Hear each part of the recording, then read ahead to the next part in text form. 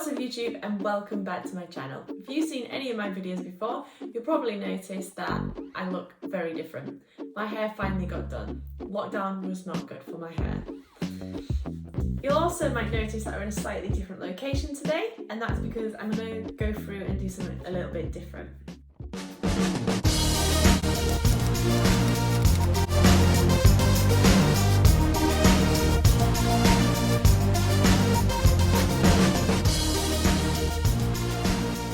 YouTube, and welcome back to my channel. This channel is for photographers to get some tips and tricks on photography and the business side of photography. What I'm going to talk to you about today is going to be camera gear. As I do a lot of my photography in the studio, which is upstairs, and it's where I film most of my videos, this isn't generally always what's in my camera bag because I don't pack a camera bag to work in the studio. At the moment though, I am doing quite a lot of real estate photography, so what I'm going to start with is exactly what I pack for those jobs. I have two camera bags and I'm going to go through both of them, but I'm going to just get the one I'm using for real estate photography first. So this is the oldest camera bag I have, maybe even older than most or all of my kit. It was a gift and it's amazing. It's an English band called Billingham, and it's nice and a bit stylish as well, which is really rare for camera bags. It opens up and it's got plenty of compartments and space. You've got these little sections and dividers, but why I'm using this bag at the moment and not my other one is because of this bit. It's a lot wider, and when I'm doing real estate photography I also need to have graph paper to do floor plans, and they slot in nicely there. And another reason why I might use this one is because it fits in my laptop. So here's my laptop, and as you can see it slots in super snug and easy, just like that. This would be needed if I was tethering on a shoot, maybe for a restaurant, or if I was editing somewhere afterwards.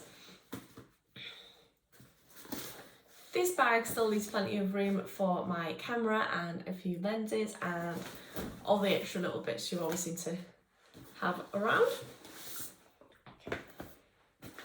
So the next thing that I would mention that goes in my camera bag will be my camera. Normally it's what I shoot these videos on, so if this video looks slightly different, now you know why. Here is my camera. My camera is the Nikon D750. It's a few years old now, but it's still a super good camera. It is a full frame, and I'll give you a bit of a whirl. Here you go, it slots in just nice and snug with some room. And this is when I don't use all of these, but I've kind of got them out for the purpose of the video. The next thing on my list of things that I would bring on a real estate shoot would be this lens, which is probably the most important thing if you were wanting to do real estate photography, because it is a wide angle lens. This is the Nikon 14 to 24 millimeter lens, so that is super wide. Normally we shoot about 16. The real estate photography is probably the only time I use this lens.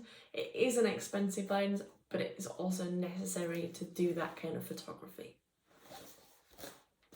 It's also massive and really heavy. The next important thing would be your tripod. I do have a few different tripods. This is a more recent one. It's a Neewer one. Neewer? What I'll do as well is I'll link as much as I can find in the description below, so if you are interested in any of this, it will be in the description below. If I can't find a link for you, let me know if you're interested in something that you don't see in the link, and I will have a better look.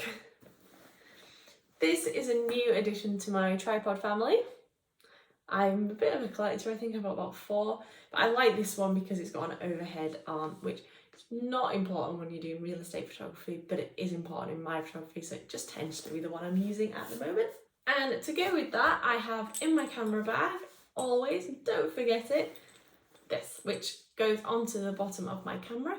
I tend to just keep this on the camera, but you'll figure out why this is sometimes separate in a minute. This here is a 360 camera. This also needs to be attached to my tripod.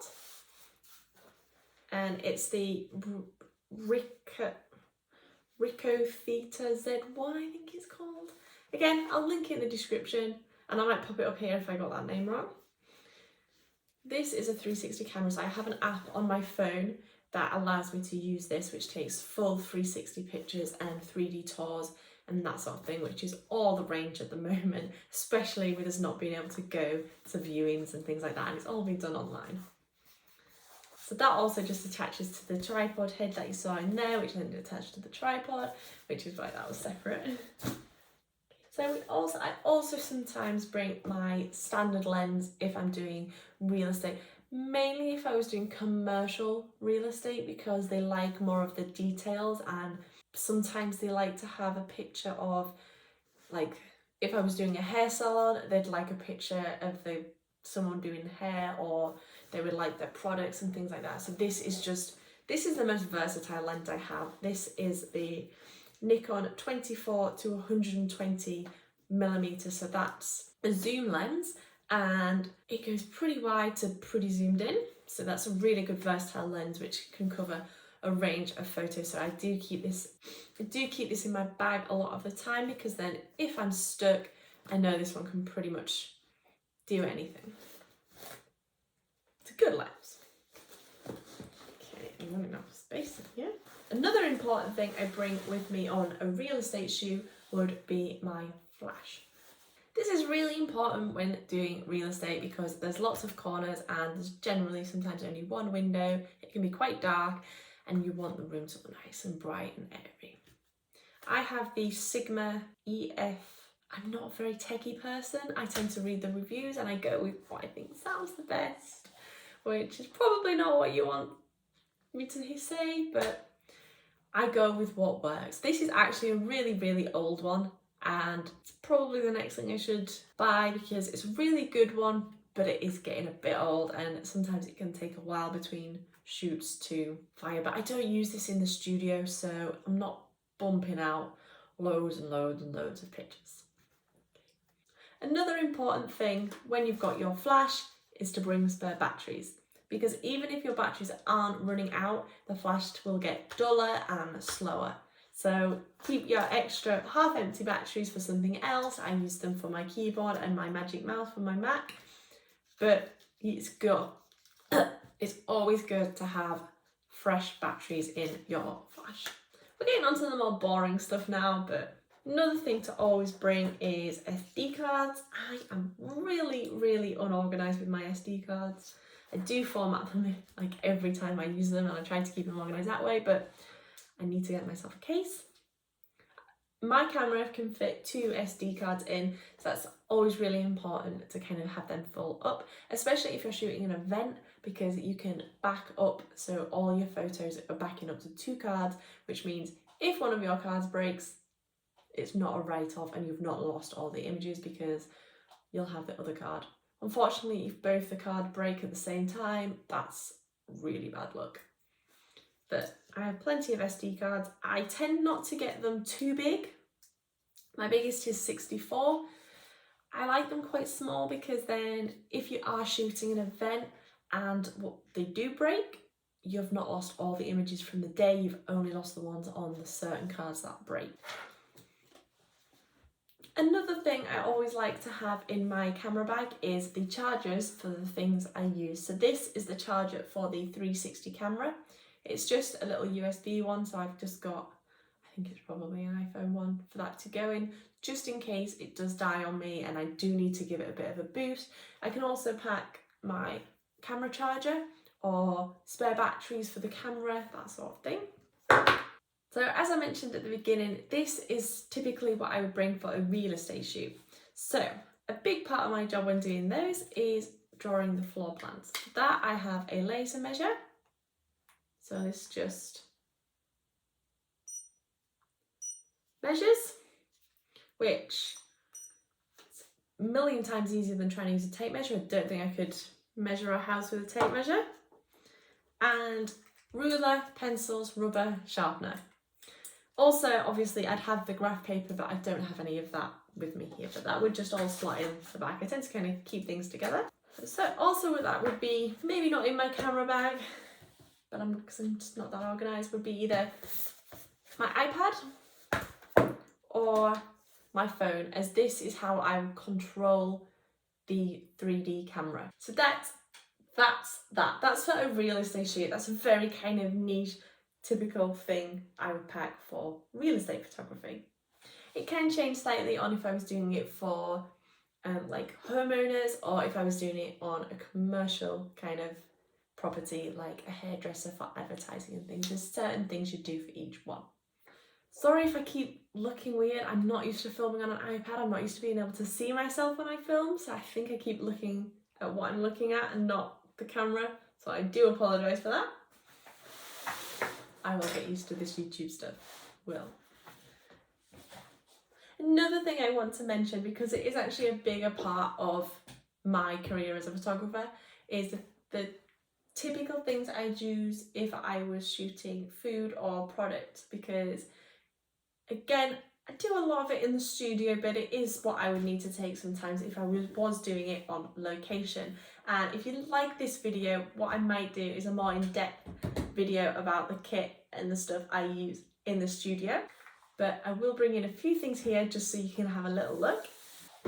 Okay. Maybe one of the most important things for me when doing food and product is my flash. So I use Studio Flash for a lot of my food images, and for these I use a trigger. This just goes on top of my camera and it's attached to one that sits in the light, and they pair up, and every time I take a picture the light flashes. I've tried infrared triggers as well and they work really well, but they're not quite as reliable as something like this, which would have someone that goes in the back of the light. So this is the trigger. Another thing is my nifty 50 lens. I am looking at maybe upgrading this one soon to the 1.4, but at the moment I've just got the 50mm 1.8. It is a really good lens. It's super cheap, so if you are thinking of upgrading a lens, this one is really good. It is good for food and it is good for portraits. Not so much if you were looking at the real estate. I don't think I'd use this one. Weddings, definitely. I think all wedding photographers tend to have something like this, either the 1.8 or the 1.4, but it is a really good portrait or food lens. Okay, what's maybe my favourite lens when doing food or product in my studio would be my macro lens. This is the Tamron 90mm f2.8 macro lens, and it is a really good all-round macro lens. This I use for getting detailed shots of food, so they're more close up, but it also does work really well and take really nice pictures if you wanted to step back and get a nice kind of compressed image. Okay, so like I mentioned, I do have two camera bags and I've gone through the first one, but I'm going to finish up on my second one. This is the one that I use if I am going to need to take more than one or two lenses, because although the Billingham is really nice and it does have those compartments, it just isn't quite big enough for a lot of different lenses. So if I'm doing an event or something typical, where something a bit different, where I'm going to need to have a few different lenses, or I'm doing a location shoot and I can bring more stuff in and I don't have to carry it all around, I'll go with this one. This one is a backpack, so it sits straight onto my back. It's nothing special, it's a really affordable one, and I will link it in the description if you're looking for something with a bit more room. The reason I would choose this one after the Billingham for certain things is it doesn't fit in my laptop. It'll fit in an iPad, but it doesn't even fit in an A4 sheet of paper without having to fold it. So that's why I go for the Billingham for the real estate. This one has a lot more compartments though. So as you can see, we have this whole section where you can fit loads of different, oh gosh, loads of different bits in here. So you've got room for lenses, if you had triggers, cases, that kind of stuff. And then we also have a really nice big compartment here, which generally fits in your camera body with a lens attached. Maybe not my wide angle lens, it's a bit big. I mean, maybe it does, but I tend to keep that one. That one actually comes in a fancy bag itself, and I tend to keep that in the bottom. But we do also have compartments here. So like I said, I'm quite organised with my SD cards, so I tend to keep a few of them in there. And business cards and things like that in there. And we also have this compartment here, which again, it's kind of for your fiddly little bits. So as you saw, there's a lot of fiddly little bits that go in your bag. Another reason why I might choose that bag over the Billingham one is it's a backpack. So it can carry a lot more stuff, and it makes it a lot easier if you're going to have it on you for a long time. So if I was shooting an event, sometimes I can be doing an event for 8 to 10 hours, and having that Billingham bag on me for that long, as it's all on one shoulder, it can get quite sore when you're moving it around a bit. And having it on your back, it's so much easier to just whack it on your back and actually forget about carrying the bag. Okay, well, I think that's everything. I think that's covered pretty much anything I would take maybe on location. That's everything for today, guys. Subscribe to my channel for more photography content, and if you like this video, give it a thumbs up. Let me know in the comments below if you'd maybe like to see more of these kind of techie style videos. I'm not a super techie person, but I can maybe go more into depth with the lenses I use and maybe some of the studio equipment I have. Thank you guys. If you'd like more, I think that's everything for today, guys.